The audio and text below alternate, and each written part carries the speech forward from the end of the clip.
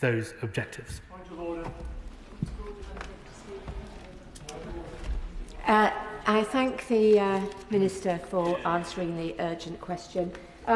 Point of order, Dame Diana Johnson. Thank you, Madam Deputy Speaker. On a point of order, on the 19th of September 2023, the chair of the Brook House Inquiry, Kate Eaves, published her report into the mistreatment of individuals detained at the Brook House Immigration Removal Centre. The reports contained shocking accounts of incidents taking place at Brook House, including serious problems with the way in which force was being used by detention staff on detained people. These accounts were so disturbing that the Home Affairs Select Committee had a private session with the chair of the inquiry, and we've also I've met with the Gatwick Detainees Welfare Group, and we will be visiting Brook House to see what progress has been made later this week. We will also be holding an oral evidence session after the Easter recess. Whilst we welcome today the Government's written response to the Brook House inquiry, I am very disappointed that the Home Office has chosen not to update the House through an oral statement, but used a written ministerial statement.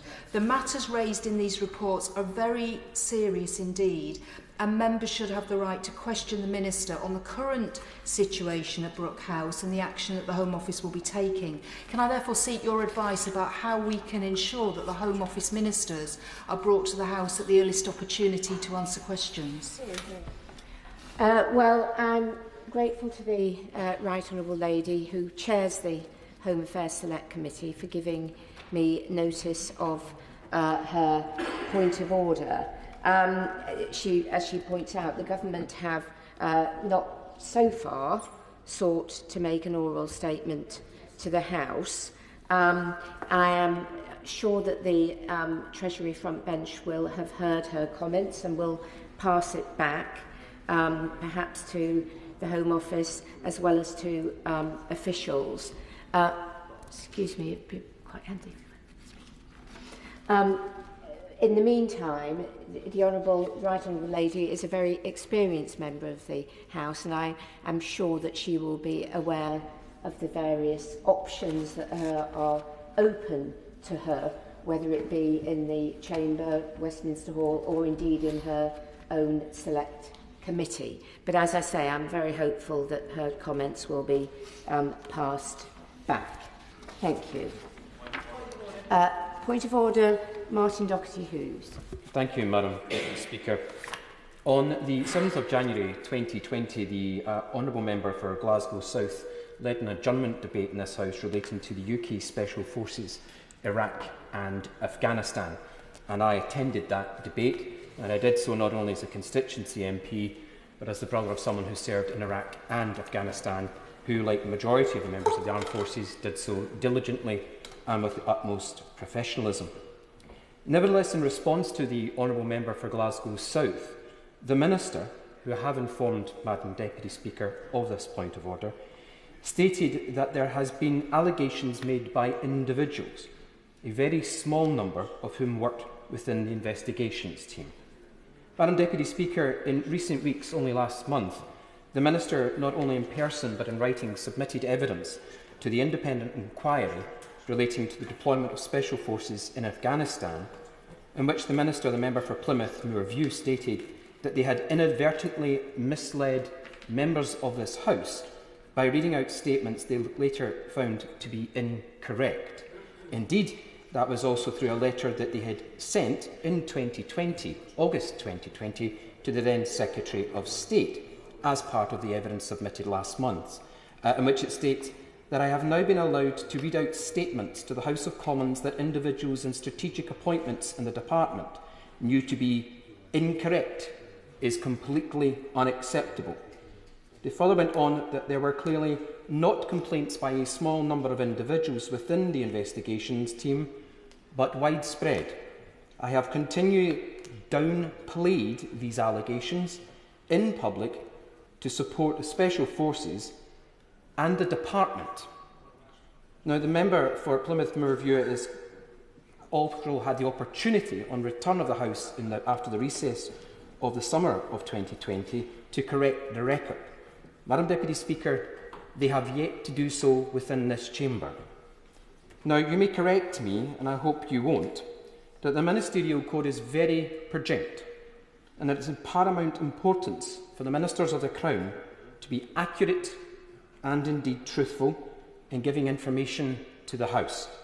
And it states indeed that Ministers of the Crown must correct any advertent error at the earliest opportunity. Indeed, the Minister stated recently in social media platforms, "I'm an elected politician who serves the public. I am not an appointed official, and my position relies on my reputation and my ability to sustain public confidence in my character." Therefore, Madam Deputy Speaker, I wonder if you agree with the former Chair of the Committee on Standards in Public Life, and will also advise the House, that the Minister may have been guilty of letting the House of Commons down. It sounds like a major incompetence, and indeed that the House of Commons is based on trusting the word of Ministers of the Crown, and that what ministers say is true. And if they promise to do something, it undermines the integrity of the political system if they do not keep to their word. Madam Deputy Speaker, can you advise how the Office of the Speaker will ensure that Ministers of the Crown come to that dispatch box after over 3.5 years, correct the record, apologise to the House, and indeed to those members of the armed forces who conduct themselves in a professional manner?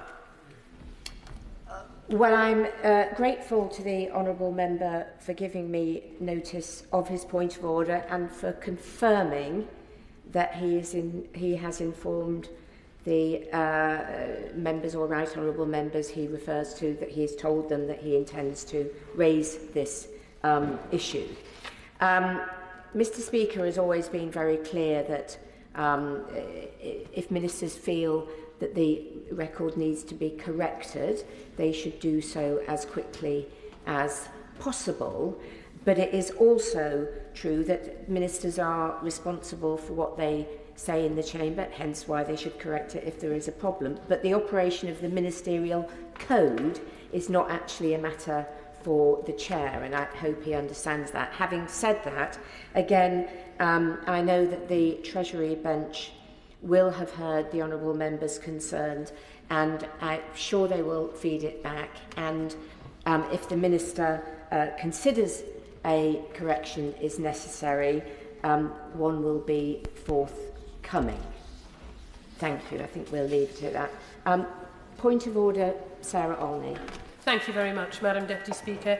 Last week I spoke in this House to call on the Government to not only publish their contingency plan in the event of Thames Water's financial collapse, but to go a step further and put this failed polluting giant into special administration.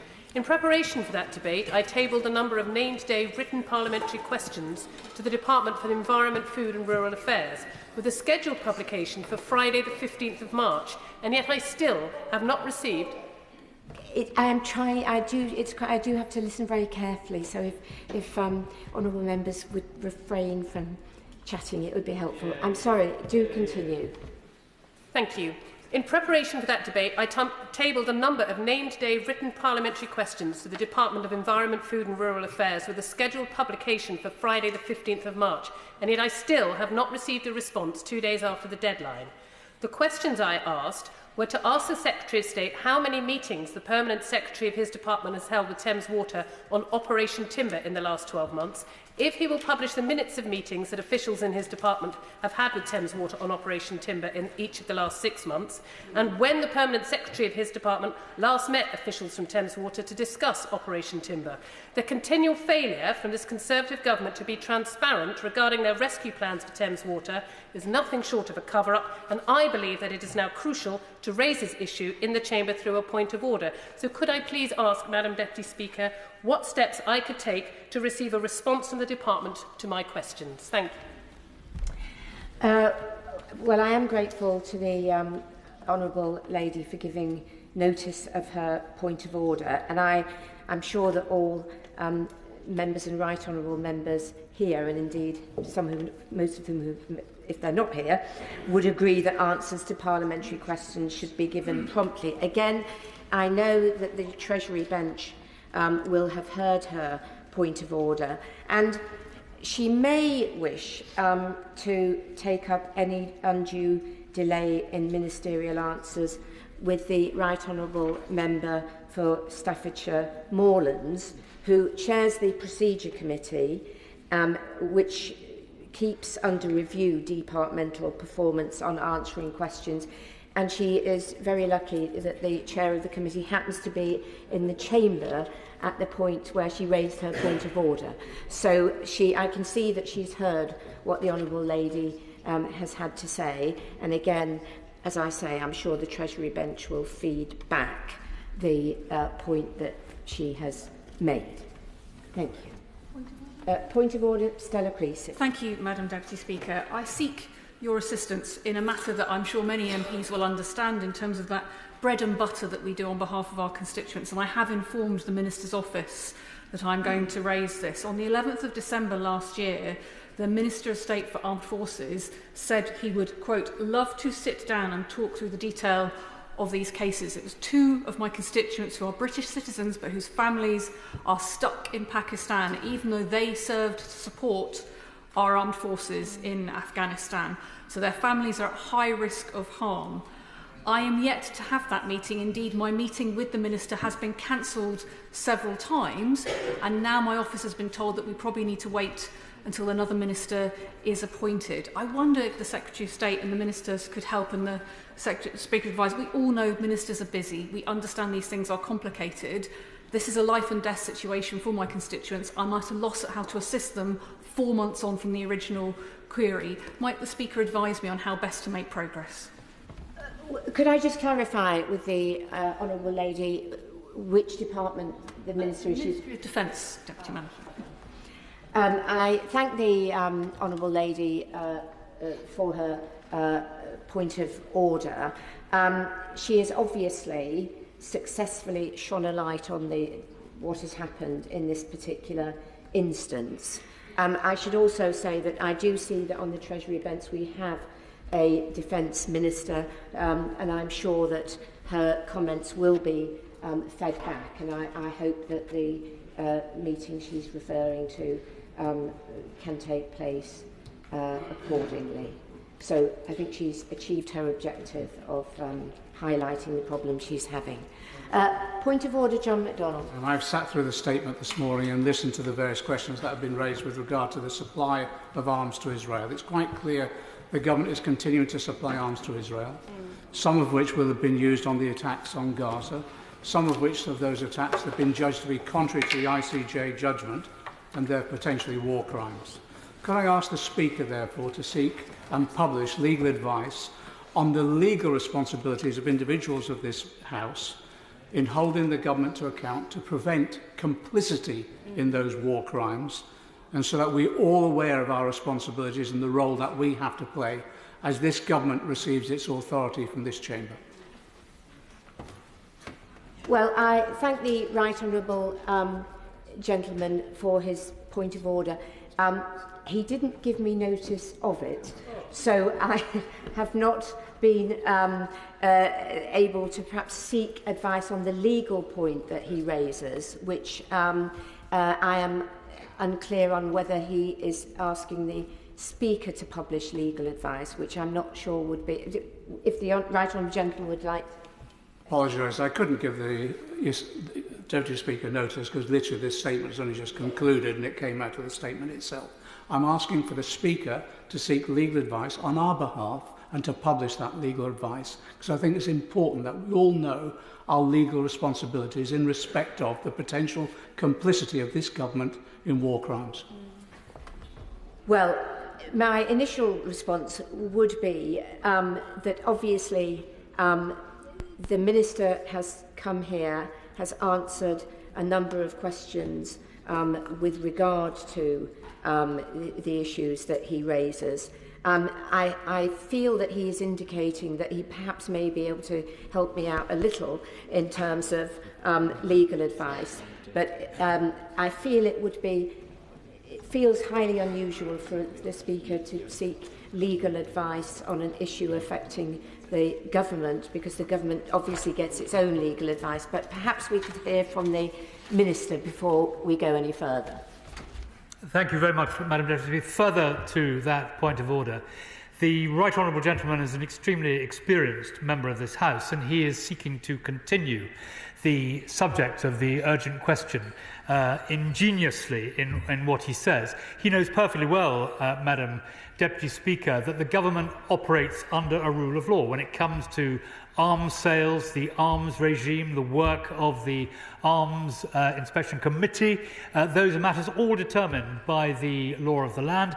And when it comes to international humanitarian law, the position is precisely the same. The government takes advice from the law officers who are charged with these matters and who advise the government, and the government acts upon that advice. That, if I may just say, that is rather the point I was trying to make, but obviously the Minister, who is, I'm sure, very often working with legal advisers, was able to answer it much more coherently than I was. So I'm not sure we can pursue this much further, but I will let the Right Honourable Gentleman have one more go. But I think we've sort of reached the end of the questioning after this. I'm not seeking to extend the debate at all. This is an incredibly serious point. The government, the Minister has just said, the government is operating under the rule of law.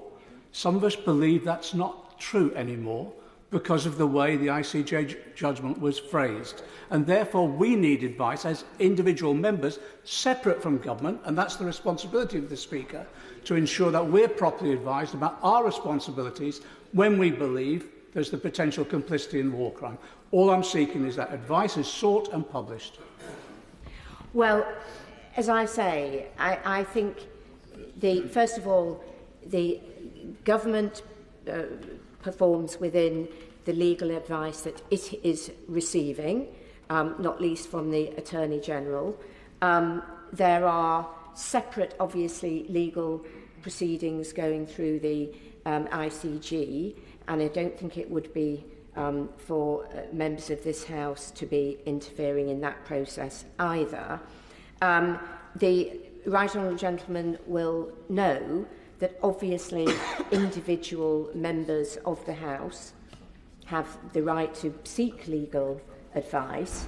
Obviously his comments will have been heard, and if there is anything further to be added to them, I know that the clerks will advise us whether we should return to this, but I think it would be highly unusual, the Right Honourable Gentleman's request in terms of specific legal advice to the Speaker. If there is anything I need to add to that, I can assure the Right Honourable Gentleman I will come back to him. There are no further points of order. We now have presentation of bill. Secretary Lucy Fraser. Football Governance Bill. Second reading what day? Tomorrow. Tomorrow. Thank you. And we now come to the